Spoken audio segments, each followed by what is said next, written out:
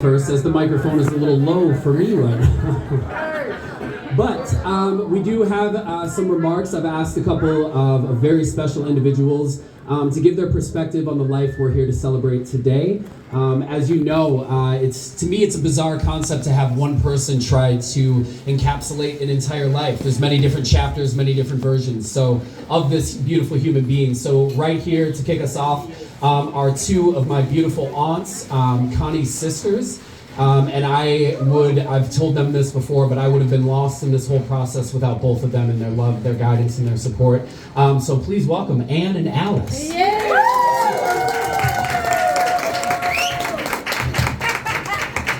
Here we go. And you can take it, if you want to hold it, or... Yeah. Okay. Can you hear me? Yes. Okay. We're here today remembering our little sister Connie. She was the youngest of 11.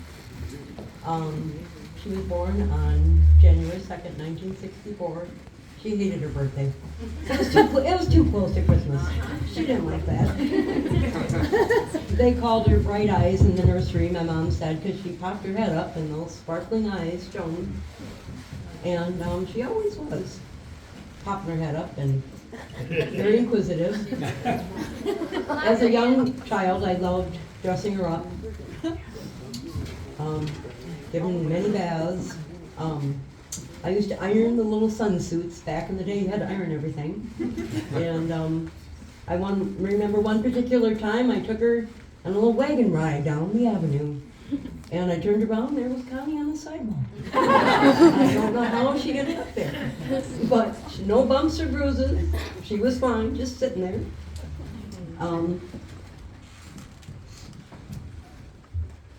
As the years went by, Connie got a little lonely after everybody went to school because she was the youngest. And she came and she told Alice and I she had an imaginary friend that lived in the outside closet. Nathan had never heard this. Her name was Chinchily. She took me and showed me that. Chinchily. And one of the, she loved her doll she got for Christmas. It's in one of the pictures. Mrs. Beasley. And one day she came home from school and Mrs. Beasley talked. And my mom had given Mrs. Beasley away. Somebody had stopped over with a little girl and she gave Mrs. Beasley away. That didn't settle well. But I think it was you. Yeah. And fortunately, many years later, I was at an estate sale and I found a Mrs. Beasley that was fully intact. So I replaced Mrs. Beasley many years later. She still has that at her house. True story. And one of the little girls that lived in the neighborhood, she couldn't say her C's. She'd come to the door and say, "Tani, can I have a tookie?" And little did she know that would be perfect for what Connie's life would be. Lots of cookies. I don't think Connie was baking them then, though. She was just little. Always curled her hair, all the younger girls, they curled, but she was mad at me because when she made her first communion, I was on a vacation, and I could not curl her hair. She was mad about that. I did plan a couple of parties for her because her birthday was so close after Christmas. I remember one, I don't know, Barbie Nash is here, but she fell into the Christmas tree. I remember that. It was pretty funny. It was time for the tree to come down. And then as we got older and moved on, and I was almost 11 years older than her, so Jean and I moved into our little apartment, and we would have them over, stay overnight. They loved that. And sometimes she'd call me at work just to ask advice about something. How to make a hair appointment, she called me. Back then, you didn't do those kind of things. And then after I had my oldest son, Andy, her and Maggie loved taking care of him. They even came downtown on the bus with him. I can't believe they. Nowadays, you would never do that. But we had lunch in Rice Park. And then after I got married, and had more children. Connie would babysit quite a bit, and always baking cookies. The time my daughter got up the next day and said, Connie broke a bowl. I don't care if you broke a bowl. She had fun making the cookies. One of her first jobs was right down the street here. She was cooked for the priests at the cathedral. And I think this little old lady's taught her a few things. And Teresa had also worked there 5 years prior to that, so they would share stories about the same ladies were there.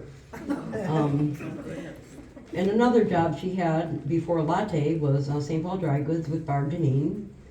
And that was in the St. Paul Skyway. It was the coolest store. Had lots of kitchenware, which I believe most of it is still in Connie's kitchen. Well-made stuff. Yes. And they had these wonderful little gift bags and these rolls of wonderful stickers. And Connie would take those and she would draw on them and create whatever for the kids' birthdays. I think a couple of my kids still have them. She had artistic flair with that, and that carried over into her job at Latte, where I believe she made quite a few little signs. And then after the birth of Nathan, which I was right there for, I'll never forget that day. A joyous occasion for sure. And when she moved into her apartment in North St. Paul, we'd have little get-togethers there, and of course we lived close, so we could go over there more often. My younger kids were very close with Nathan; they're close in age. And then when she bought her house on Colt Avenue, lots of impromptu barbecues. Connie was always the last minute. Then she'd call about 10 people. She'd show up and go, how many people are coming? I need to go out and get some more hamburgers. She loved to decorate for every holiday, loved puzzles. She baked her way through everything until she could no more. I just kind of wanted to